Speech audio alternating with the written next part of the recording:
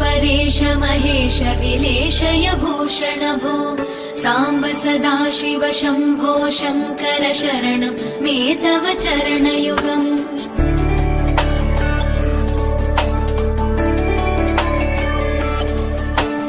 उमया दिव्य सुमंगल विग्रहया लिंगित वामांग विभो सांब सदाशिव शंभो शंकर शरणं मे तव चरणयुगम् दूरीकुरु मामज्ञमनाथं दूरीकुरु मे दुरितं भो सांब सदाशिव शंभो शंकर शरणं मे तव चरणयुगम् शिवाय नमो शिवाय नमः शिवाय नमो नमः शिवाय शिवाय नमो शिवाय नमः शिवाय नमो नमः शिवाय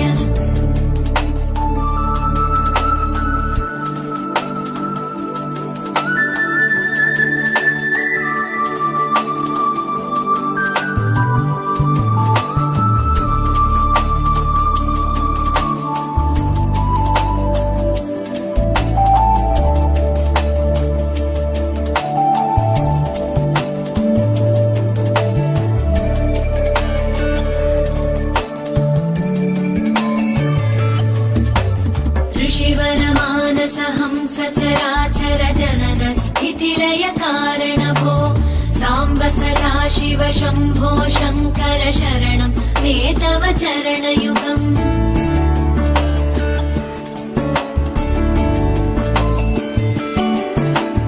अन्तःकरण विशुद्धिं भक्तिं च त्वयि सतीं ओम ऐं क्रीं श्री वेंकमांबा गंगराजपुत्राय नमः। ओम ऐं क्रीं श्री श्यामवी प्रतिरूपाय नमः। ओम ऐं क्रीं ऋषिपरंपराय नमः। ओम ऐं क्रीं अभिरामाय नमः। ओम ऐं क्रीं अफरुणसिंहकवीश्वराय नमः। ओम ऐं क्रीं आध्यात्मजातनये नमः। ओम ऐं क्रीं अप्रमेयाय नमः। ओम ऐं क्रीं अमितफलदायकाय नमः। ओम ऐं क्रीं अशेष शिष्य परंपराय नमः।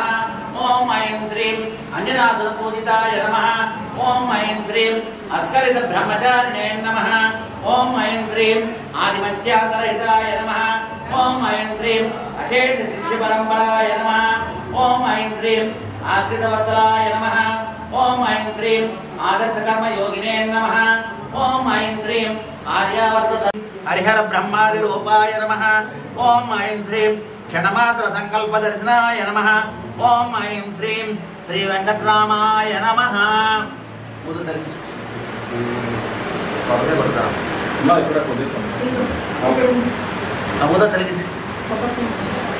ओम यत्पुरुषं यददो कथिता व्यकल्पयां मुखं कौमस्य कौबाहो कावूरोपाद उच्यते वकारस्य गुणातीतो रूपातीतो ऋकारः गुणरूपवीरत्वात् गुरुरिच्य विधीयते।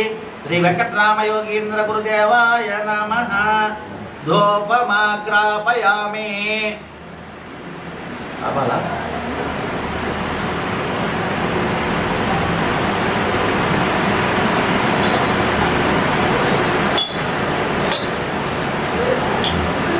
అక్షతం కొంచెం పట్టుకోండి, నేను చెప్పేదాకా పట్టుకునే ఉండాలి. కొంచెం 2 డేస్ కింద పట్టుకోండి, అన్నక్కర్లేదు. ఓం బ్రాహ్మణో సింహమాసీతు బాహురాజన్యకృత పురోదయస్య ద్వైసే పద్యాం సూత్రో అజాయత అజ్ఞానతిమిరాంధస్య జ్ఞానాంజన శలాకయ చక్షుర్మిలేన తంజేన తస్మై శ్రీ గురవే నమః. శ్రీ వెంకటరామ యోగీంద్ర గురుదేవాయ నమః. దీపం ధరించండి, అక్షంతలు అలా దీపం ధరించండి. సాక్షాత్ దీపం దర్శయామి అలా చూపించండి. నైవేద్యం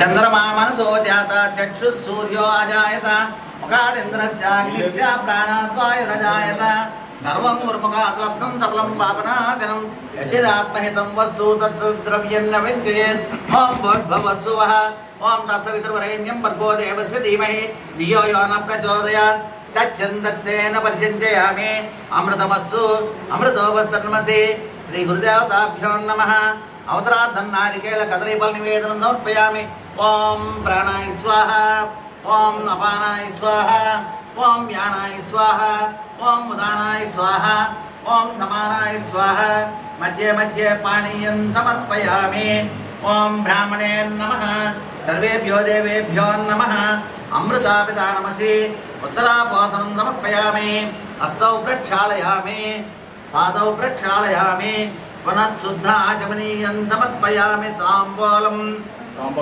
నాభ్య ఆసీదంతరేక్షం శీర్ష్యోద్యౌ సమవర్తత మధ్యాహ్నం భూమిర్దిశ స్తోత్ర తదా లోకాగున్న కల్పయాన్ గురువక్త్రే స్థిత విద్యా గురుభక్త్యా చలభ్యతే త్రైలోక్యస్ఫుటవక్తారో దేవర్షి పితృమానవ శ్రీ వెంకటరామయోగీంద్ర గురుదేవాయ నమః తాంబూలం సమర్పయామి నీరాజనం అదే అదే అది ఇవ్వండి కొబ్బరి చెప్పు. ఎదురు చెప్పి ఇచ్చిందమ్మ కొబ్బరి చెప్ప ఆ కర్పూరం చాలదు అమ్మా అక్కడ కర్పూరం ఉంది. కర్పూర ప్రియులు పైన కనిపిస్తుంది. అదే అమ్మా అక్షంతలు ఏదైతే ఇవ్వండి. 1911వ సంవత్సరం జ్యేష్ఠ మాసంలోను జూన్ 11వ తారీఖుని ముండూరు గ్రామం ఏలూరులో జన్మించారు. అక్కడి నుంచి ఆయన 11వ ఏట ఇల్లు వదిలి వచ్చేసారు. ఇల్లు వదిలి వచ్చి మన దారపర్వతం దగ్గర కొండ మీదని ఒక సంవత్సరం తపస్సు చేశారు. అక్కడి నుంచి కావ్యకంఠ గణపతి ముని కలువరాయి బొబ్బిలి దగ్గర అక్కడికి వెళ్ళి అక్కడ గ్రంథాలన్నీ అవపాతన పట్టారు. అక్కడి నుంచి జైపూర్ మహారాజు దగ్గర సంస్థానానికి వెళ్ళినప్పుడు పండిత గోష్ఠి జరుగుతూ ఉంటే అందులో ఒక చిక్కు ప్రశ్నకి ఈయన అవలేలుగా సమాధానం చెప్తే ఈయన్ని అక్కడ విద్వాన్గా ఉండమని అడిగితే కొద్ది రోజులు ఉన్నారు. అక్కడి నుంచి బయలుదేరి వచ్చి ఫస్ట్ కుసర్లపూడి దగ్గర ఒక సంవత్సరం ఉన్నారు. ఆశ్రమం కుసర్లపూడి ఆశ్రమం ఉంది. ఉంది. అక్కడి నుంచి బయలుదేరి కస్పా జగన్నాథపురం వడ్డాది మాడుగుల దగ్గర అక్కడ ఒక సంవత్సరం. అక్కడి నుంచి ఇక్కడికి వచ్చి ఇక్కడ 30 సంవత్సరాలు ఉన్నారు. ఇక్కడ 1946లో భాగవత సప్తాహం చేశారు. రోజు ఒక 100 బస్తాల బియ్యం మార్చి రోజుకి 10,000 మంది పైన అలాగా భాగవత సప్తాహానికి 3 లక్షల మంది భోజనం పెట్టారు. దానికి మా నాన్నగారు కూడా వచ్చి ఇక్కడ ఉన్నారు. ఇక్కడి నుంచి భీమసింగి వెళ్ళారు. భీమసింగిలో ఒక 5 సంవత్సరాలు ఉన్న కిటిమిల ఆశ్రమంకి వెళ్ళారు. కిటిమిల్లో 2 సంవత్సరాలు ఉన్నాక బూసర్ల కోటని ఇంకా పైకి వెళ్ళారు. అక్కడి నుంచి మళ్ళా భీమసింగి వచ్చారు. గురువు గారు ఒక ఆశ్రమం నుంచి పైకి అడుగు పెడితే మళ్ళీ ఆ ఆశ్రమంలో ఏ ఆశ్రమంకి వెనక్కి రాలేదు. ఒక భీమసింగి ఆశ్రమంకి మాత్రం వచ్చారు. రెండోసారి కాదు, మూడోసారి కూడా వచ్చారు. బూసర్ల కోట నుంచి భీమసింగి ఆశ్రమంకి వచ్చి అక్కడ కొంతకాలం ఉన్నాక ఈ పక్కన అప్పన్నపాలెం అని ఉంది మనకి. రాజుల బాబు గుడి దగ్గర నుంచి వెళ్ళాలి మెయిన్ రోడ్ నుంచి. అక్కడ మళ్ళీ ఒక సంవత్సరం ఉన్నారు. అక్కడి నుంచి మళ్ళా భీమసింగ్ వెళ్ళారు. 1970 మార్చి 6వ తారీఖు మహాశివరాత్రి లింగోద్భవ పుణ్యకాలం అప్పుడు బ్రహ్మలింగేశ్వర స్వామికి బలిఘట్టంలో అభిషేకాలు విజయించి సుబ్బాడప్పాలలోను మదిలి చిట్టుబాబు గారి ఇంటి దగ్గర దేహత్యాగం చేసి శివుల్లో లింగోద్భవ కాలం అప్పుడు ఐక్యమయ్యారు. అది గురువు గారి తాలూకు విషయం. ఇకపోతే ఈరోజు గురువు గారు పుట్టినరోజు. ఆయన ఇక్కడ భాగవత సప్తాహం అవి చేసి పవిత్రమైన కార్యక్రమాలు నిర్వహించిన పవిత్ర ఆశ్రమంలో ఆయన పుట్టినరోజు వేడుక ఏదో 1911 నుంచి అంటే లెక్క చేసుకున్న 111 సుమారు. ఇవాళ కార్యక్రమాలు ఏంటేం చేస్తారు? ఈ రోజు ఉదయాన్నే ముందు గురువు గారికి గాయత్రి మాతకి మేము గాయత్రి సహస్ర క్షీరాభిషేకము, తదనంతరం ముందు నూతన వస్త్రధారణ అలంకరణ, అభయాంజనేయ స్వామికి అలంకరణ పూజ, అది అయిన తర్వాత వినాయకుడి పూజ, దత్తాత్రేయ పూజ, గురువుగారు అష్టోత్తర పూజ అయింది. ఇప్పుడు మహాన్యాసపూర్వక ఏకాదశి రుద్రాభిషేకము 11 మంది వేద బ్రాహ్మణులతో 120 కొబ్బరికాయతో మహారుద్రాభిషేకం చేస్తాం. అదయ్యాక రుద్ర హోమం చేస్తాం. అదయ్యాక కుంకుమ పూజ చేస్తాం గాయత్రి మాత. గురువు గారు గాయత్రి సిద్ధి పురుషులు, ఆయన అమ్మ అంటే పలికేది. గురువు గారు శివరాత్రిలో శివుల్లో లేనమయ్యారు కాబట్టి అది శివాలయం. ఇక్కడ గాయత్రి మాత పంచముఖి. అక్కడ దత్తాత్రేయుడు ఉన్నాడు కాబట్టి బ్రహ్మ విష్ణు మహేశ్వరులు ముగ్గురు కలిసిన రూపం కాబట్టి పైన లక్ష్మీ సరస్వతిని పెట్టుకున్నాం. క్షేత్రపాలకుడు ఆంజనేయుడు. గురువు గారు ఇక్కడ ఈ ఆశ్రమంలో ఉన్నప్పుడు అనంతపురం జిల్లా అట్టుకొండ, అప్పుడు ఇప్పుడు పెనుగొండ అంటారు. అక్కడికి ప్రతి నెల 5 రూపాయలు మనీ ఆర్డర్ కట్టేవారు. ఒకసారి ఈయనేమో అక్కడికి వెళ్ళారు, 4 భక్తులు తీసుకుని లైన్ ఉంటే లైన్లో నిల్చున్నారు. ఈయన ఆ పంతులు అక్కడ పూజ చేసే పోతాది, పూజ చేస్తూ అలా చూసరికి ఈయన ఆంజనేయ స్వామిలో కనిపించేస్తున్నారు. నేను ఇక్కడ పిక్చర్లో పూజ చేస్తే స్వామిని అక్కడ ఉన్నామని వెళ్ళి గురుగారు దండం పెట్టి ఆయన తీసుకొచ్చి లోపలి ఆయనకి సత్కారం చేశారు. అంచేత క్షేత్రపాలకుడు మనకి ఆంజనేయ స్వామి. అదో యాగశాల గురుగారు నిత్యాగ్నిహోత్రం చేసేవారు. స్వామి మీరెప్పుడు ఆయన భక్తులు? మా నాన్నగారి పెళ్లికి గురువు గారు వచ్చి అక్షంతలు వేశారు. మేము పుట్టినాడు 14 రోజు మా పిల్లలు పుట్టాడు 8 గంటలకి అంటే గురువుగారు పంచాంగం తీసి పేరు పెట్టారు మాకు. మా రెండో అన్నగారు పెళ్లి మొత్తం దాకా గురువు గారు ఉన్నారు, ఆయన పెట్టారు పెళ్లి మొత్తం కూడా. మా ఇంటి 20 అయిపోయింది. నాకు ఊహ తెలిసిందంటే నాకు 20 సంవత్సరాల దాకా గురువు గారు ఉన్నారు. ఈయనకి తలకు నూనె రాసి తల రుద్ది కాళ్ళు పెట్టి తల వాళ్ళు పెట్టేవారు. 4-5 కలిసి ఒకరి తర్వాత 20 ఏళ్ళు వచ్చాక ఈయన అవతారం ధరించారు. 15-16 సంవత్సరాల వయసు. మాకు ప్రతి 2-3 నెలలకి మా ఇంటికి వచ్చేవారు గురువుగారు. మా నాన్నగారు పరమ భక్తుడైంది, మిమ్మల్ని చూడాలని వచ్చేవారు. వచ్చినప్పుడు ఏముందంటే తెల్లవాళ్ళు కాళ్ళు పడుతూ ఉన్నాం, పొద్దున్న ఆయన తలరొద్దనం, ఆయన పొద్దున్నే తలరొద్దాలి, సాయంత్రం మహాప్రభురాత్రిలో మగ్న చేయాలి, మళ్ళీ పొద్దున్నే తలరొద్దు చేయాలి. ఆయన పడుకుంటే కదా, మేము కాళ్ళు పట్టేటప్పుడు గట్టిగా పిసకాలి, స్లో అయితే కాళ్ళు కనిపివారు. ఒకసారి 2 సార్లు, 3ఓసారి అయితే ఏదైనా నిద్రస్తుందో పడుకోనివారు. ఎప్పుడు తెలివిగానే ఉండేవారు గురువు గారు. అది ఆయన మార్చిన తప్పితే ఇక్కడ మాదేం లేదు, ఓన్లీ నిమిత్తం అంచుకున్నారు ఆయన. అంతే అంతే ఆయన ఎంచుకుంటారు ఒక చోట ఒక. ఇప్పుడు మీకు ఎన్ని సంవత్సరాలు? 75. మొదటి నుంచి ప్రభుత్వ ఉద్యోగం ఏమైనా చేశారు? హెల్త్ డిపార్ట్మెంట్ లో చేశాను. అయితే అప్పుడు ఇంట్లో పూజ చేసుకున్నామండి. రిటైర్ అయ్యాక ఇక్కడ ఆశ్రమంలో చేసుకుంటాం. ఉద్యోగం చేసిన తర్వాత ఫుల్ టైం అది పూర్తిగా గురుగారి సేవలోనే నిమగ్నమయ్యారు. గురువు గారు సప్తఋషి మండల 7 ఆశ్రమాలు అసలు. 1 కుసలపూడి, 2 కేజీపురం, 3 వెంకటరామపురం. ఈ వెంకటరామపురం ఏంటంటే గురువు గారి పేరు వెంకటరామయ్య. వెంకటరామపురంలో గురువు గారు ఇక్కడ 30 ఏళ్ళు ఉన్నారు. ఇక్కడ 30 ఏళ్ళు ఉన్నారు. పాగలపాడు శివారిది హ్యామ్లెట్. ఇక్కడ ఊరు లేదు గురుగారు వచ్చినప్పుడు. పశువులపాకలు ఉండి ఇక్కడ ఆశ్రమం కట్టుకున్నాక ఏరు దాటి ఇటు పక్క భూములు ఉన్న వాళ్ళందరూ పాగలపాడు నుంచి వచ్చి వ్యవసాయం చేసేవారు. ఈ ఏరు ఎక్కువైపోయినప్పుడు వర్షాకాలంలో వెళ్ళలేకపోయేవారు. వెళ్ళలేకపోయినప్పుడు రాత్రి పిల్లలేమో ఇంటి దగ్గర ఉండేవారు, తల్లులేమో ఇక్కడ ఉండిపోయేవారు చేరులో. ఈ బాధపడలేక అప్పుడు వాళ్ళు ఇబ్బంది పడుతుంటే గురువు గారు ఇక్కడ ఇల్లు కట్టుకోండి, ఏడికి పక్క భూమి ఉన్న వాళ్ళందరూ అని చేతితో కొబ్బరికాయ కొట్టి ఊరికి శంకుస్థాపన చేశారు. ఈయన మీద గౌరవం కొద్దీ ఈ ఊరికి వెంకటరామపురం, ఈయన పేరు వెంకటరామయ్య కదా, అని చేత వెంకటరామపురం అని గురువు గారి పేరు పెట్టుకున్నారు. గురువు గారి పేరు మీద ఉన్న ఏకైక గ్రామం ఈ గ్రామం. అదనమాట. సప్తఋషి మండల 7 ఆశ్రమాల్లో 1 కుసలపూడి, 2 కేజీపురం, 3 వెంకటరామపురం, 4 భీమసింగి, 5 కిటిమల, 6 బూసలపాట, 7 అప్పనపాలెం. ఈ 7 ఆశ్రమాలు ఇప్పుడు ఉన్నాయి ప్రెసెంట్. ఇవి కాకుండా గురువు గారు సుబ్బాడిపాలెంలో దేహత్యాగం చేసిన చోట్ల మధ్య చిట్టుబాబు ఇంటి దగ్గర అక్కడ ఆశ్రమం కట్టారు. అలాగనే ఉత్తరవాహిని ఆ భౌతికాన్ని తీసుకెళ్ళి అక్కడ అన్ని చేసిన తర్వాత ఆ స్పాట్ లో అక్కడ ఆశ్రమం కట్టారు, ఉత్తరవాహిని ఆశ్రమం అంటారు. గురువు గారు కిటిమలకి రంభసింగిని లోతుకెట్టి అంటే మధ్యలో కృష్ణాపురం ఊరు ఉంటుంది. ఆయన ఆశ్రమం నుంచి వచ్చినప్పుడు బస్సు వచ్చేదాకా రోడ్డు మీద చెట్టు కింద రాయి ఉంటే రాయి మీద కూర్చునేవారు. ఆయన నిర్యాణం చేసిన తర్వాత ఆ రాయి మీద ఒక ఫోటో పెట్టి ఒక ఆయన తెంపు పెట్టేవాడు. ఇప్పుడు ఆ పక్కనేమో వచ్చి రామానంద అని చెప్పేసి ఆయన ఆశ్రమం కట్టారు.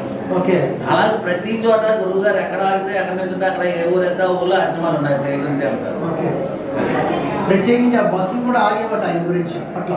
ఒకసారి బస్సు రష్ గా ఉందని బస్సు ఆపకుండా వెళ్ళిపోయాట డ్రైవర్. ఎందుకంటే బస్సు 40 సీట్లు అంటే 100 మంది ఉన్నారు బస్సులో. అప్పటికి ఈ మానీని అక్కడ కూర్చోబెడతానని ఈ లోపనేమో ఆ ఘాటి లంసింగ్ టర్నింగ్ దిగుతున్నట్ట 2 టర్నింగ్లు దిగేసరికి ఈయన నడుస్తూ కనిపించారట. మళ్ళీ 2 టర్నింగ్లు దిగేసరికి మళ్ళీ ఈయన నడుస్తున్నారట. బండి ఆపి వెళ్ళి కాళ్ళ మీద పడ్డట, బాబు ఖాళీ లేక ఆపలేదంటే పర్వాలేదు నువ్వు వెళ్ళన్నారు. నర్సీపట్నం పాత బస్ స్టాండ్ లోను బస్ టర్న్ చేసి తిప్పేసరికి సిగరెట్ కాలుస్తూ రోడ్డు మీద కనిపించారు. వాళ్ళు ఊహామాత్రం చేత ప్రత్యక్షం అవగలరు. అవును. ఈయన మొత్తం ఏంటంటే 7 సముద్రాల్లో ఉదయాన్నే బ్రహ్మముహూర్తంలో స్నానం చేసేవారు. జైపూర్ మహారాజా సంస్థానంలో ఉన్నప్పుడు గురువుగారిని అక్కడ చూసి ఒక ఆయన అన్నట్టు మొన్న ఏమో విశాఖపట్నంలో సముద్రస్నానం చేస్తుంటే చూశాను అన్నట్టు. లేదు ఇక్కడే ఉన్నాడని అక్కడ ఉన్నాయన్నట్టు. ఇంకో ఆయన ఏమో లేదు రామేశ్వరంలో నేను ఆ రోజు అక్కడ ఆయన స్నానం చేసి చూశాను అన్నట్టు. ఈ రాజుగారికి ఏమో వచ్చి ఏంటి ఇలా అందరూ చెప్తున్నారు, అన్ని చోట్లకి పంపించట మనుషుల్ని. అందరూ వచ్చి ఇచ్చిన రిపోర్ట్ ఏంటంటే ప్రతిరోజు బ్రహ్మముహూర్తంలో సప్త సముద్రాల్లో స్నానం చేసేవారు గురువుగారు. ఒక సద్గురువులు ఒకేసారి 8 చోట్ల ఉన్న చోట నుంచి 7 చోట్ల దర్శనం అవ్వగలరు. అలా అనమాట. ఇలా సప్త సముద్రంలో బ్రహ్మముహూర్తంలో స్నానం చేసిన వాళ్ళు ఎవరంటే రావణాసురుడు, రావణ బ్రహ్మ, వాలి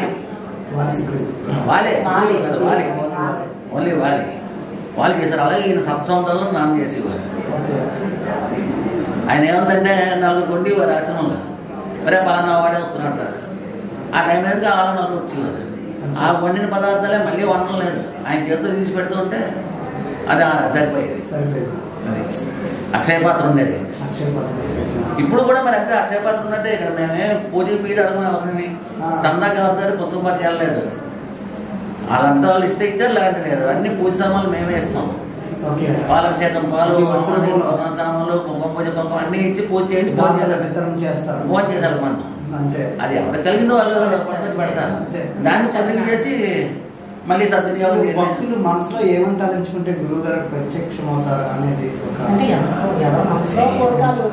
ఏమని తలుచుకుంటే అవుతారని కాదు. అమ్మాని పిలిస్తే అమ్మ పలుకుతుంది, నాన్న అంటే అమ్మ పలకదు కదా. అలాగే ఆయన్ని మనం పిలిచి విధానం బట్టి నువ్వు తప్ప నాకు వేరే ఇంకేం లేదు, నువ్వే నాకు దేవుడు అని చెప్పంటే పలుకుతారు.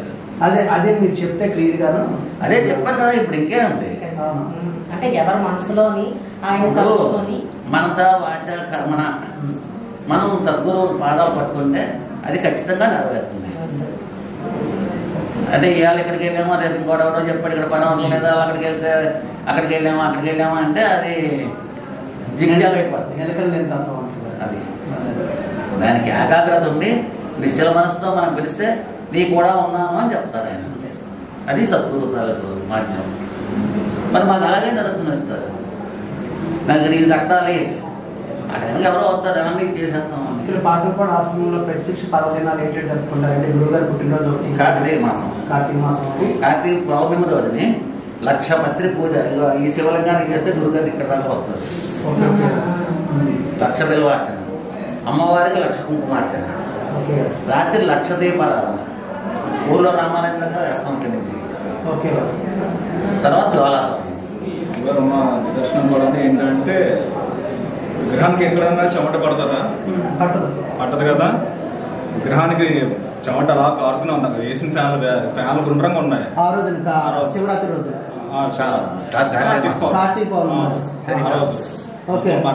పంచాయతీ మొత్తం అంతా తడిసిపోయి ఉంది.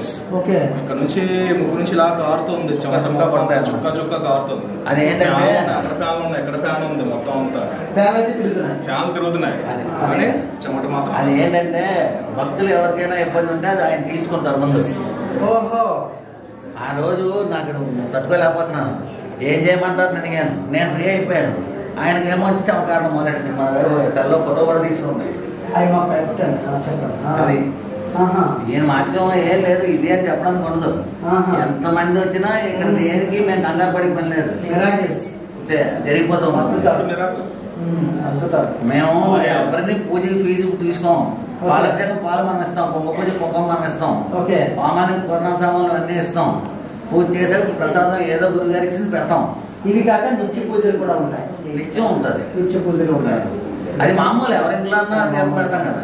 ఇప్పుడు జన్మదినం ఒకటి, అలాగే కార్తీక పౌర్ణమి, శివరాత్రి మాకేముందంటే బాధకరమైన రోజు. గురువు గారు అవతారం చాలించేసి మనకి ప్రత్యక్షంగా కనపడలేదు కాబట్టి ఆ రోజు పొద్దున్న నుంచి అభిషేకాలు భజనలను. రాత్రి ఏం చేస్తామంటే జ్యోతి వేస్తాం. శివాలయంలోకి వెళ్ళి అక్కడ దీపం నుంచి కొవ్వొత్తులు ఒక్కొక్కరు ఎంతమంది అంతమందికి తొలగ కొవ్వొత్తిస్తే అవి వెలిగించి పట్టుకొచ్చి 3 సార్లు ప్రదర్శన చేసి దీపం చుట్టూ పెడతాం. అలాగే గాయత్రి మంత్రానికి వెళ్ళి అవి అర్పించేస్తాం. ఈ లైట్లన్నీ ఆపేసి జ్ఞానంలోకి వెళ్ళిపోతే కళ్ళు ఇప్పేసరికి ఎక్కడో ఒక నిదర్శనం ఇస్తారు. ఆ ఫేస్ చిన్నపిల్లల్లా కనిపించడం. ఇప్పుడు చూస్తే ఎలా ఉంది, ఇప్పుడు ఎలా ఉన్నారు మీరు కళ్ళు మూసుకొని ఒక 5 నిమిషాలు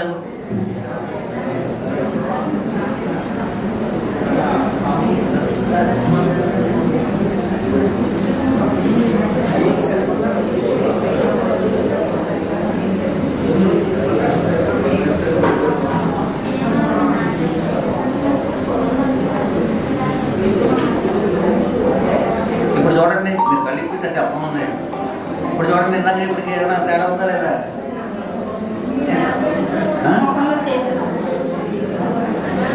ఏంటమ్మా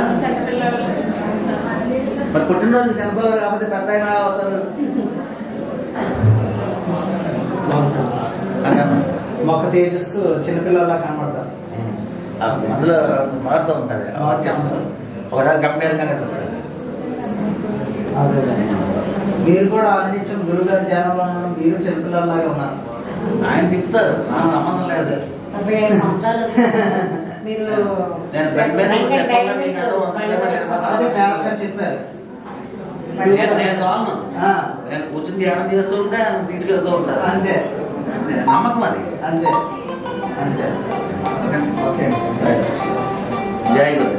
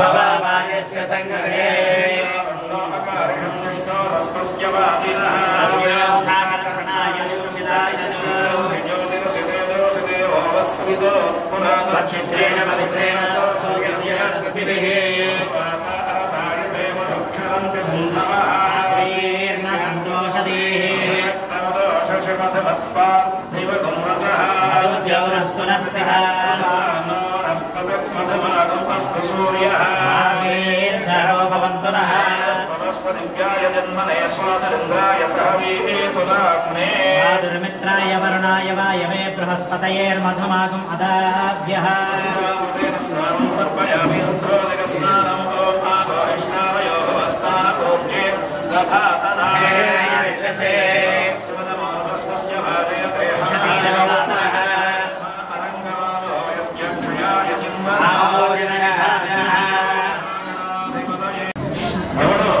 అన్ని భూతముల యందు ఉన్నటువంటి వాడు, అన్ని ప్రాణుల యందు ఉన్నటువంటి వాడు ఎవడు? విష్ణువు. విశ్వవ్యాపకమైనటువంటి విష్ణువు అన్ని భూతముల యందు ఉన్నాడు. కాబట్టి ఒక మనిషి ఎదురుపడితే అయ్యా నమస్కారం అని నిలువు జోడించాడు. అయ్యా నమస్కారం అని ఏం చేశాం? చేతులు జోడించాం. ఎవరికి? సోమయాజులు నిర్మించారు. నమస్కారం చేసామేంటి? సోమయాజుల గారిలో ఉన్నటువంటి విష్ణువు నమస్కారం చేశాం. ఆయన ఏమన్నాడు? ఆయన నమస్కారం తిరిగి నమస్కారం చేశారు కదా. ఈ నమస్కారం చేయడం వల్ల ఏమైంది? నీలో ఉన్నటువంటి భగవంతుడికి, నాలో ఉన్నటువంటి భగవంతుడికి ఎదురపడినటువంటి ఇద్దరు కూడా నమస్కారం చేసుకున్నారంట. అంతేగాని ఫలానా స్వామిగారు గారు, ప్రసాద్ గారు, మన శివగారికి నమస్కారం చేయట్లేదు. అర్థమైందా? సర్వేషాం మహాజనానాం మహావిష్ణు స్వరూపాణం అదండి లెక్క. ప్రతి భూతముల యందు ఆయనే ఉన్నాడు. అర్థమైందా అండి? సంచేత సర్వేషాం మహాజనానాం మహావిష్ణు స్వరూపాణాం బ్రాహ్మణానాం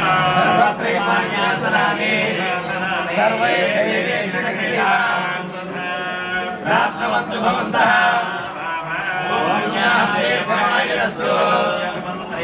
సరస్వతిలాగా సరస్వ మంత్రయా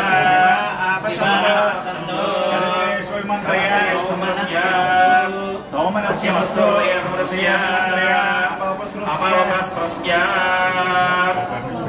అక్షరం